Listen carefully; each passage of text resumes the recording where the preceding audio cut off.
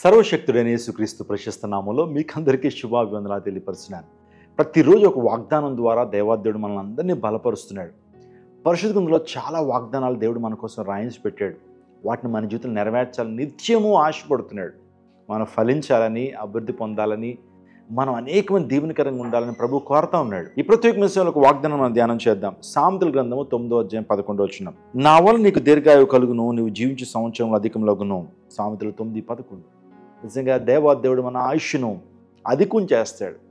నిజంగా మన యొక్క జీవించే సంవత్సరాలు అధికములోగును అని దేవుడు వాగ్దానం చేస్తున్నాడు. చూడండి, మానవునికి ఆశ ఏంటంటే ఎక్కువ కాలం బ్రతకాలన్న ఆశ ప్రతి మానవునికి ఉంటుందండి. నిజంగా మరణం అంటే ప్రతి ఒక్కరికి భయం ఉంటుంది. ఎక్కువ కాలం బ్రతకాలనే కోరిక మన జీవితంలో మనం కలిగి ఉంటాం. మనం ప్రపంచంలో కొంతమంది వ్యక్తులను చూస్తున్నప్పుడు మైకేల్ జాక్సన్ అనేటువంటి వ్యక్తి 150 సంవత్సరాలు బ్రతకాలని ఎన్నో కలలు కన్నాడు. కానీ 53వ ఏటనే ఆ వ్యక్తి తన తుది శ్వాసను విడిచిపెట్టాడు.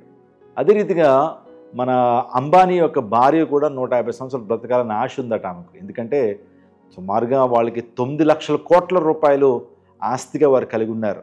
వారు అనుకుంటున్నారు ఈ ఆస్తి ద్వారా ఎక్కువ కాలం బ్రతకాలనేటువంటి కోరిక వారు కలిగి ఉన్నారు. ఒక మాట నేను చెప్పినండి, యేసయ్యనందు విశ్వాసం ఉంచినటువంటి వారు, యెహోవాయందు భక్తులు కలిగినటువంటి వారు దీర్ఘాయువుని కలిగి ఉంటారని దేవుని లేఖనం తెలుస్తూ ఉంది. దీర్ఘాయువుని కలిగి ఉండాలంటే ఏం చేయాలి? దేవుని యందు భక్తులు కలిగి ఉండాలి.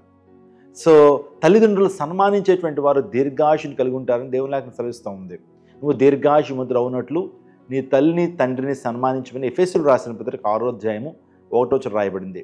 మనం హిజ్కియా గురించి ఆలోచన చేస్తున్నప్పుడు హిజ్కియా యథార్థపరుడై యథార్థతతో దేవుని ఆరాధించి దేవుని సన్నిధిలో ఎంతో నిందారహితంగా బ్రతికిన రాజు కాబట్టి దేవాదేవుడు 15 సంవత్సరాల ఆయుష్ని హిజ్కియాకి ఇచ్చినట్లుగా మనం దేవుని లేఖనం చూస్తున్నాం. దేవుడు మీ ఆయుష్ని కూడా పెంచుతాడండి. ఈ వాగ్దానాన్ని ఎవరైతే చూస్తున్నారో దేవుడు మీ ఆయుష్ని ఆయన పెంచబోతున్నాడు. దేవాదేవుడు ఆరోగ్యంతో మిమ్మల్ని నింపబోతున్నాడు.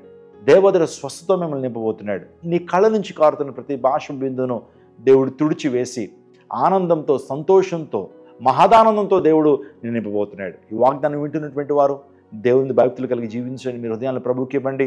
యేసుక్రీస్తు ప్రభువును నమ్ముకోవడం ద్వారా గొప్ప లాభం అండి. సంతుష్టి సహితమైన దైవభక్తి గొప్ప లాభ సాధకమని దేవుని లేఖనం సెలవిస్తున్నాయి. కాబట్టి ఆయన యందు విశ్వాసం ఉంచడం ద్వారా, యథార్థంగా నువ్వు ప్రవర్తించడం ద్వారా, పాపానికి నువ్వు దూరంగా ఉండటం ద్వారా గొప్ప ఆయుష్ను పొందుకుంటావు, దీర్ఘాయువును కలిగి ఉంటావు. దేవాదేవుడు దీర్ఘాయువుతో మమ్మల్ని నింపి ఆశీర్వదించి స్థిరపరచును గాక.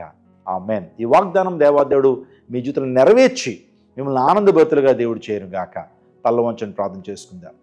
సకల ఆశీర్వాదములకు కారణభూతుడైన మా ప్రభువా, ఈ ఉదయకాల సమయంలోనైనా మీరు మాకు అనుగ్రహించినటువంటి వాగ్దానాన్ని బట్టి నీకు స్తోత్రాలు. నీ యందు భక్తులు కలిగి ఉంటే దీర్ఘాయువుని ఇస్తాను వాగ్దానం చేస్తున్నారు. ఈ వాగ్దానాన్ని ఎంతమంది వీక్షిస్తున్నారో వారి జీవితాల్లో గొప్ప ఆయుష్ను వారు పొందుకుంటారు గాక. స్థిరపరచండి. ఎవరి తన ఆరోగ్యంతో స్వస్థపరచండి. హాస్పిటల్ ఐసీయూలో ఉంటున్న మా ప్రియుల కోసం మేము ప్రార్థన చేస్తున్నాం. గొప్ప విడుదల, స్వస్థత అనుగ్రహించండి. ఆర్థికపరమైన ఇబ్బందులతో ఉన్నటువంటి వారి జీవితాల్లో గొప్ప పరిష్కారాన్ని అనుగ్రహించండి. ఇంకా ఏకాంగులుగా ఉన్నటువంటి వారు యేసును సంసారాలుగా మార్చబడినట్టు మీరు ద్వారాలు తెరవండి. ఆయన నూతన మంది నిర్మాణం కోసం మేము ప్రార్థన చేస్తున్నాం. మీరు ద్వారాలు తెరిచేటువంటి దేవుడు. విజయవాడ పట్ల మీరు రగిలిస్తున్న ఉజ్జీవ జ్వాలను బట్టి నీకు వందనాలు. కేవలం నీ నామానికి మహిమయ్యా. ఆయన ఏ ఒక్కరి గొప్పతనం కాదు, కానీ కేవలం నీ కృప ద్వారా మాత్రం ఈ పరిచయం ముందుకు తీసుకెళ్తున్నందుకు నీకు స్తోత్రాలు. నన్ను వీక్షిస్తున్న ప్రతి బిడ్డను మీరు దీవించండి, వారి కుటుంబాన్ని దీవించండి. యేసు నామం పేట అడిగి వేడుకుంటున్నాము తండ్రి. ఆమేన్. Bless you. దేవుడు మిమ్మల్ని దీవించును గాక. సో ఒక ఆదివారం దేవుని మందిరానికి రండి. క్రైస్ట్ టెంపుల్లో బలీయమైనటువంటి ఆరాధనలు, మహిమ కలిగిన ఆరాధనలు జరుగుతున్నాయి. అనేక మంది స్వస్థత, విడుదల పొందుకుంటున్నారు. అనేక మంది దేవుని శక్తిని, ప్రభావాన్ని పొందుకుంటూ స్వస్థతను వారు పొందుకుంటున్నారు. కాబట్టి మీరు కూడా ఒకసారి సందర్శించండి, దేవుని ఆశీర్వాదాలు పొందుకోనండి. దేవుడు మిమ్మల్ని దీవించి ఆశీర్వదించును గాక. అందరికీ శుభవార్త. ప్రతి ఆదివారం 10,000 మంది ఒక చోట చేరి దేవుణ్ణి ఆరాధిస్తున్న జీవం గల దేవుని సంఘం. స్వస్థత, విడుదల, అభిషేకం పొందాలనుకుంటున్నారా? దురాత్మ శక్తుల నుంచి విడుదల కావాలా? ఆర్థిక ఇబ్బందుల నుంచి విడుదల కావాలా? సంతానలేమితో బాధపడుతున్నారా? కుటుంబ సంక్షేమం కొరకు ప్రత్యేక ప్రార్థనలు కోరుకుంటున్నారా? శాంతి లేక ఆత్మహత్య చేసుకోవాలనుకుంటున్నారా? నిజమైన ఖచ్చితమైన వాక్యం చేత బలపడాలని ఆశిస్తున్నట్టయితే రండి. క్రైస్ట్ టెంపుల్ మీ కొరకే. ప్రతి ఆదివారం 4 ఆరాధనలు జరుగుతున్నాయి. మొదటి ఆరాధన ఉదయం 6 గంటలకు, రెండవ ఆరాధన ఉదయం 8 గంటలకు, మూడవ ఆరాధన ఉదయం 10 గంటలకు, నాల్గవ ఆరాధన సాయంత్రం 6:30 జరుగును. స్థలం Christ temple, Mary Stella indoor stadium, Pantakaluva road, NTR circle, Vijayawada. ముఖ్య ప్రసంగికులు ప్రపంచ వ్యాప్తంగా వాక్యమునందించి కోట్లాది మందికి దీవెనకరముగా ఉన్న మన దైవజనులు రెవరెండ్ డాక్టర్ పాల్ ఇమాన్యుయల్ గారు మరియు నిస్సీ పాల్ గారు శక్తివంతమైన సందేశాలను అందించి ప్రతి ఒక్కరి కొరకు ప్రత్యేక ప్రార్థనలు చేయుదురు. హృదయాలను హత్తుకునే అద్భుతమైన స్తుతి ఆరాధన సాక్ష్యాలు, ప్రతి విశ్వాసిపై ప్రత్యేక శ్రద్ధ, గృహ దర్శనాలు, ఇంకా మరెన్నో.